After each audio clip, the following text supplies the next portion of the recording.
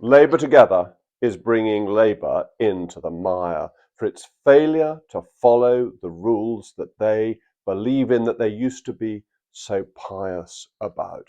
Donations of £700,000, a fine for failing to declare them on time, a hidden email that's been revealed saying that it's best to pretend to the Electoral Commission that it was an administrative error, and Sir Keir Starmer at the heart of it. We now know that a complaint has gone in to the Parliamentary Commissioner for Standards on the basis that the Prime Minister broke the rules himself. What rule is this? Well, there's an MP's Code of Conduct, and Rule 2B says very clearly that members must declare any other support received. What this means is donations in kind, donations to third parties, donations that come because of you as a member. I know this because when I was a Member of Parliament, if people gave money to the North East Somerset Conservatives for my election or re-election because of me, I had to declare it. If I'd asked for it, if I'd solicited it, or if they were a friend of mine, that money had to be declared by me as well as by the political party. But we also know from leadership campaigns in the Conservative Party that leadership candidates have to declare the funding they receive. So whether that's Kemi Badenoch, Robert Jenrick, Liz Truss, Rishi Sunak, Boris Johnson, all of them made declarations as to the support they received in their leadership campaigns. They were open and transparent about it. Sir Keir Starmer wasn't. He's made no declaration about the money received for Labour Together when it is known that the purpose of Labour Together, we know that McSweeney's aim in Labour Together was to get Starmer to become the leader of the party. Now, why didn't he want to admit the donations? Well, at that point, he was still saying that Jeremy Corbyn was his good friend, something he subsequently denied, one of his many U-turns. He couldn't possibly admit that at the same point as he was serving in the shadow cabinet, he actually had an organisation that was raising money to help him take over from Corbyn. He couldn't admit to that level of disloyalty, possibly even duplicity, as a serving member, a main supporter actually, one of the real props of the Corbyn regime, one of the people who gave the Corbyn regime respectability, was at the same time angling for the leadership. Because it's simply not done. It's not done in British politics to admit to ambition. We all remember the Yes Minister scene, where Jim Hacker, when asked if he wants to be Prime Minister, says he has no ambition in that direction unless his friends and colleagues advise him that it's his duty to take on the onerous task of being leader. So Starmer didn't want to admit to his ambition, he didn't want to admit to his disloyalty, and therefore he didn't want to make the public declarations. But what did he say about Boris Johnson over Partygate? Well, I've looked up some of his quotes. He said, "I believe in honour, integrity, and the principle that those who made the rules must follow them." Well, the rules on declarations in Parliament are made by members of Parliament. He said of Boris Johnson, he really does think there's one rule for him and another rule for everyone else. Well, considering how many declarations were made by Conservative candidates for the leadership, he thinks there's one rule for him and one rule for everyone else. He accused Boris Johnson of damaging democracy by trying to devalue the rules so they don't matter anymore. Well, not following them over very large amounts of money donated to a campaign organisation that is there to get you leader, seems to me to be pretty damaging to democracy in this context. And he quoted Margaret Thatcher saying, "The first duty of government is to uphold the law. If it tries to bob and weave and duck around that duty when it's inconvenient, then so will the governed."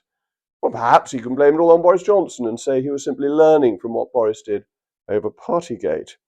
And he said, "The British public deserve politicians who think the rules apply to them. They deserve politicians who hold themselves to the highest standard." He has clearly not done this. And it's really important because the Labour Together group has been fined. It's been fined £14,000 by the Electoral Commission for failing to report donations properly. And that is already an admittance that the organisation that was backing him could not, did not, would not follow the rules. But the failure to make a declaration to the Parliamentary Commission on Standards is much more serious. Because what can happen now? Well, the Commissioner has to look at the complaint. He has to investigate it. He has to decide whether there is a case to answer. And when he does that, he then has to refer it to the Committee on Standards. This is a committee made up of MPs and laymen who will deliberate on what has happened, how the rules have been broken. It's not the Privileges Committee that looked into Boris Johnson, which is exclusively of members of Parliament. This is the Standards Committee looking at whether he's broken parliamentary standards. They will look into it, and they may, if they find Starmer has broken the rules, suggest some penalty. They may suggest an apology. They may suggest that he is suspended from the service of the House. They can, though I think it's unlikely, even suggest that he should be expelled from the House.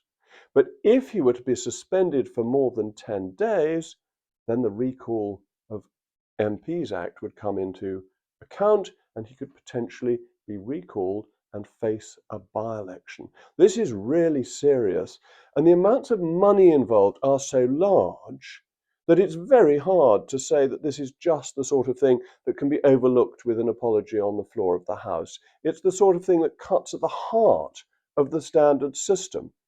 And it's no good from somebody who's always said he believes in the standard system. As it happens, I think our standard system is too difficult and encourages people to fail. But that's not what Starmer believes. He believes that this is really important and should be followed. And he'll have no excuse about not knowing how the rules apply for two reasons. One is this is one of the most obvious and well-known bits of the rules. It's not some obscure part of the rule. Donations in kind, donations to third parties are declarable. And that's really straightforward. But also, there is a system where you can inquire of the Standards Commissioner, it's a safe harbour provision, whether you think a rule applies to you or not, whether action A or action B meets the requirements of the rules. And I used this several times as a Member of Parliament. To be honest, I found the Standards Commissioner was extremely forthcoming when advice was sought. Sometimes, I confess, I thought the advice was too particular, and I thought that the alternative course of action was reasonable. But I was always willing to take the advice to get into that safe harbour and then follow the advice that I was given to be sure that I didn't fall foul of quite complex sets of rules that can trip MPs up fairly easily. But unless Starmer took this advice, and nothing's come from Downing Street saying that he did, these donations should have been declared. And I do think it's interesting that the Electoral Commission has done so little about it. The Electoral Commission that absolutely persecuted Darren Grimes, lost in the courts against him, in the end had to rescind the fine that they put on him. But they really went for vote leave, because I'm afraid the Electoral Commission is an absolute classic blobby, lefty quango that isn't a fair-minded, equal adjudicator. It is a body that is broadly suffused with the left-wing ideology that is so popular amongst the cognoscenti. It did very little about £700,000 worth of donations. It could have demanded that the donations were all paid back. It could have confiscated them, but it just levied a fine of £14,000, which is a relatively low level. It's about 2% of the amount under investigation. Now, it said it will look into it further following a complaint from the Conservative Party, and the Electoral Commission needs to be on notice that how it handles this will be watched very carefully, because actually people on the right don't trust the Electoral Commission a bit. It's always shown its colours as a sort of pro-Remain, centre-left, Islington dinner party set organisation that can't be relied on. So on this occasion, it must do its job properly, and yes, people will be watching. But the greater issue is the Prime Minister.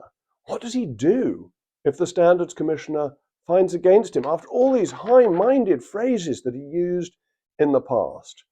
Well, I think he's actually in real trouble. I thought that he was one scandal away from the end of his time as Prime Minister. This will be the one scandal. If this comes through, if the Commissioner finds against him, if the committee finds against him, then it's goodbye, Sir Keir. Sir Keir is toast.